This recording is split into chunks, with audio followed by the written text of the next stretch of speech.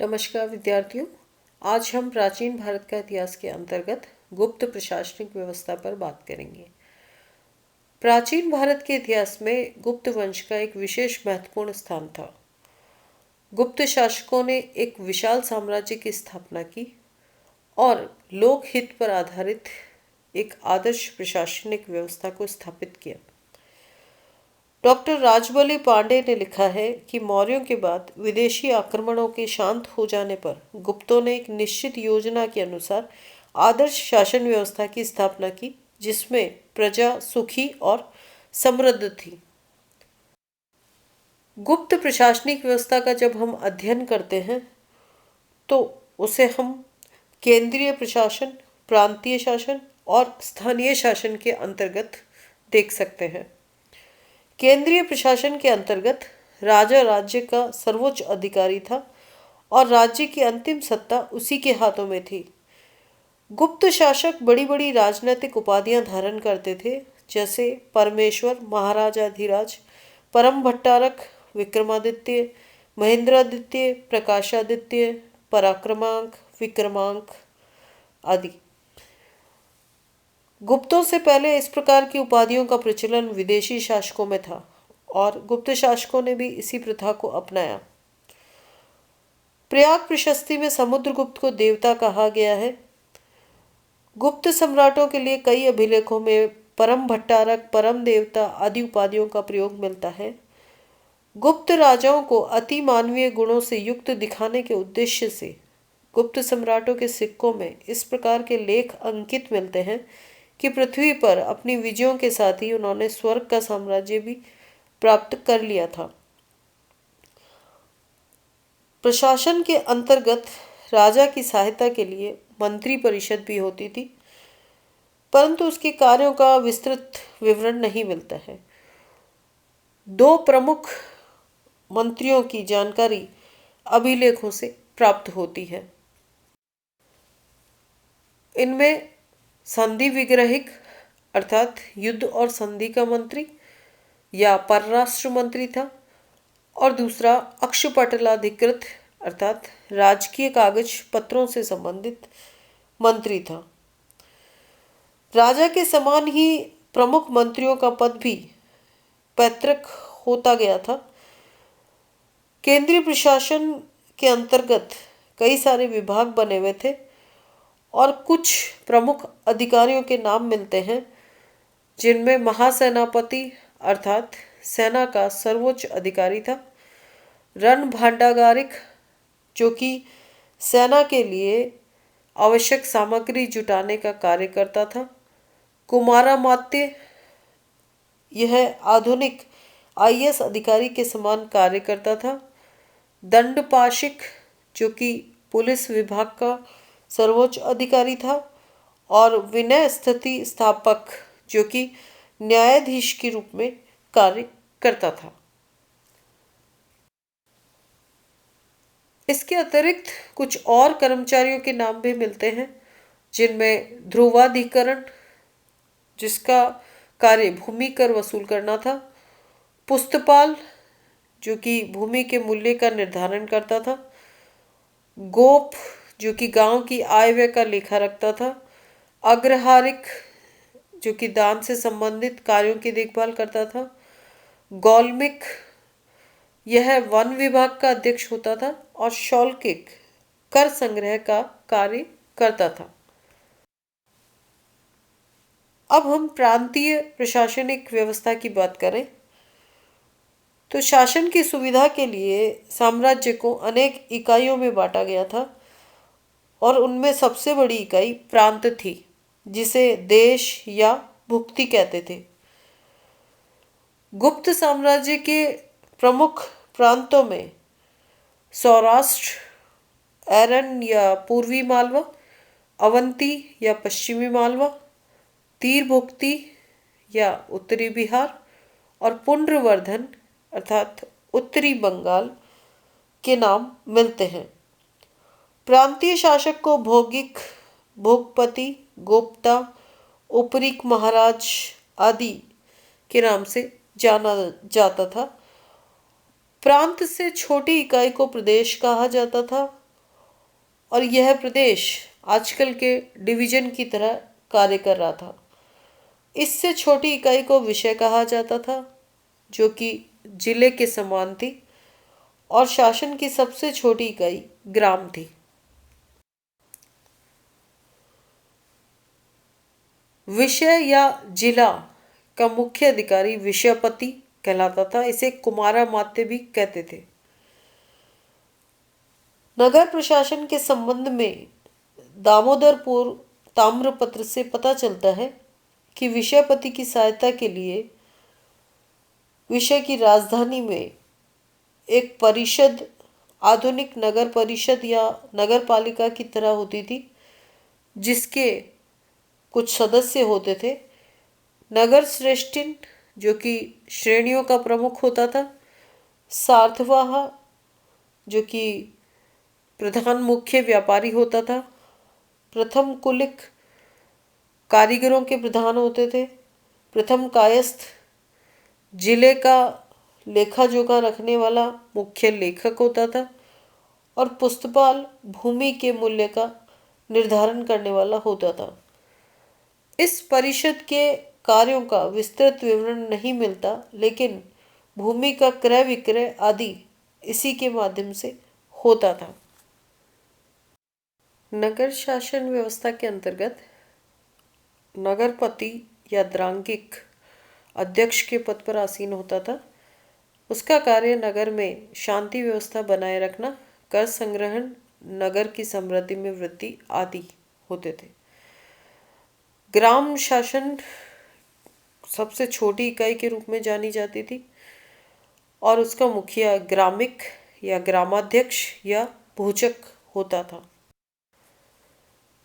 ग्राम पंचायत के सदस्यों में महत्तर गांव के मुख्य या वृद्ध व्यक्ति को कहा जाता था। अष्टकुलाधिपति 8 कुलों का मुखिया होता था।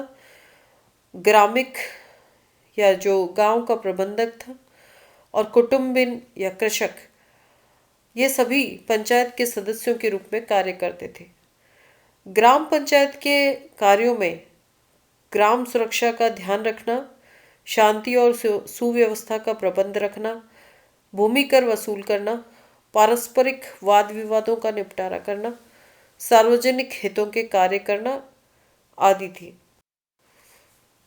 गुप्त प्रशासनिक व्यवस्था के अंतर्गत जो न्यायिक प्रशासन हमें देखने को मिलता है, उसमें राजा सर्वोच्च न्यायाधीश था। राजा के न्यायालय को सभा, धर्मस्थान अथवा धर्माधिकरण कहा जाता था। कात्यायन ने इस न्यायालय के बारे में विस्तृत रूप से वर्णन किया है। कात्यायन के अनुसार राजा को विद्वान ब्राह्मणों, प्रमुख नागरिकों और राजतंत्र के ज्ञाता मंत्रियों की मदद से मुकदमों का निर्णय करना चाहिए।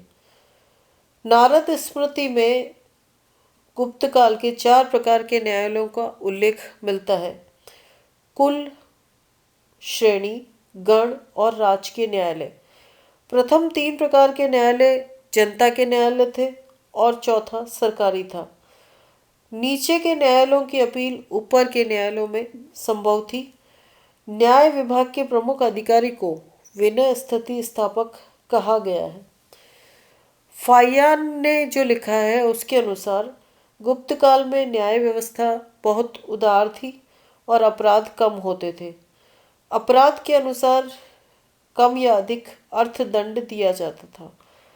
प्राण दंड और शारीरिक दंड प्रायकर नहीं दिए जाते थे। सैनिक प्रशासन के अंतर्गत गुप्त सेना चतुरंगिणी सेना कहलाती थी, जिसमें हाथी, अश्वारोही, पदाती, रथ आदि शामिल थे।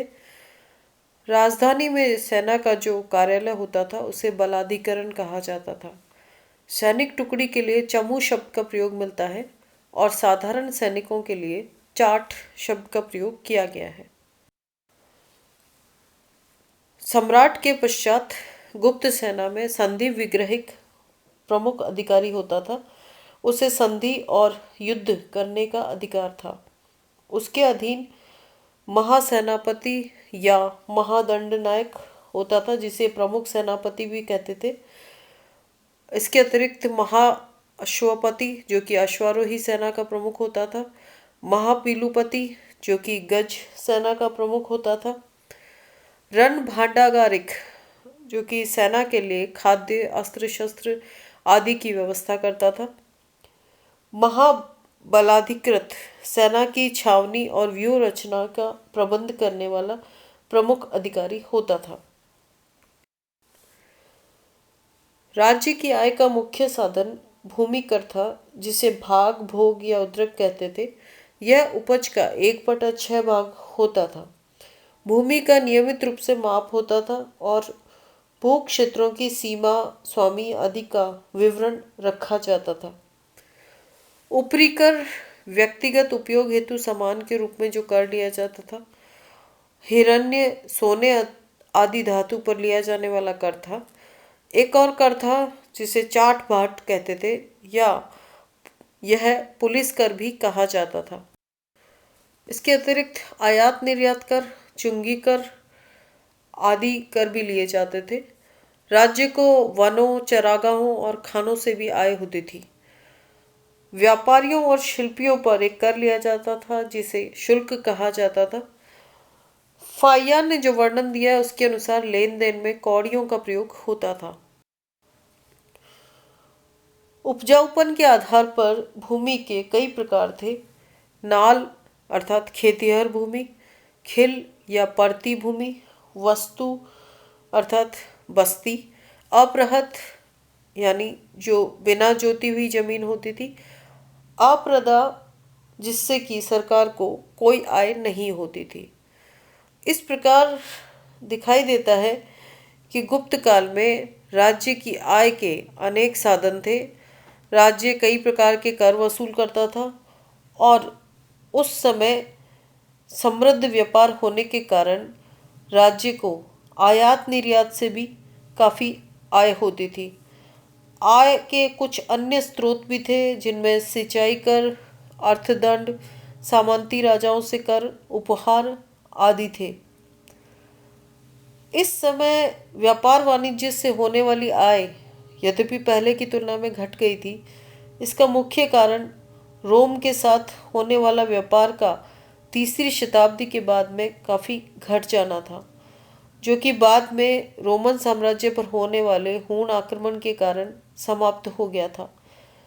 परंतु इसी समय भारतीय व्यापारियों ने दक्षिणी पूर्वी एशिया के साथ होने वाले व्यापार पर ध्यान देना आरंभ कर दिया था।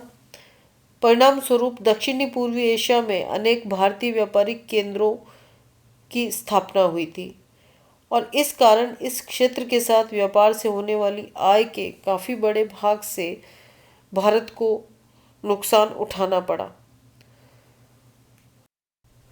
गुप्त शासकों ने एक आदर्श शासक के रूप में कार्य किया और लोक कल्याण उनका प्रमुख उद्देश्य था। फाहियान ने इस प्रकार से लिखा है कि सारे उत्तर भारत में स्थान स्थान पर औषधालय और चिकित्सालय बने हुए थे, जहां रोगियों की मुफ्त चिकित्सा होती थी और औषधि आदि बिना मूल्य के मिलते थे। धर्मशालाएं और पाठशालाएं बनी हुई थी और सार्वजनिक दान की व्यवस्था थी।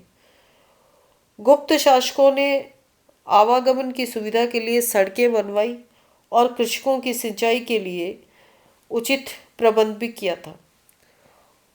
इस प्रकार गुप्त प्रशासनिक व्यवस्था का जो अध्ययन हम करते हैं उससे ये स्पष्ट हो जाता है कि गुप्त शासक प्रजा हितैषी शासक थे और उन्होंने एक सुचारू प्रशासनिक व्यवस्था का प्रतिपादन किया और उसे उचित ढंग से संचालित भी किया।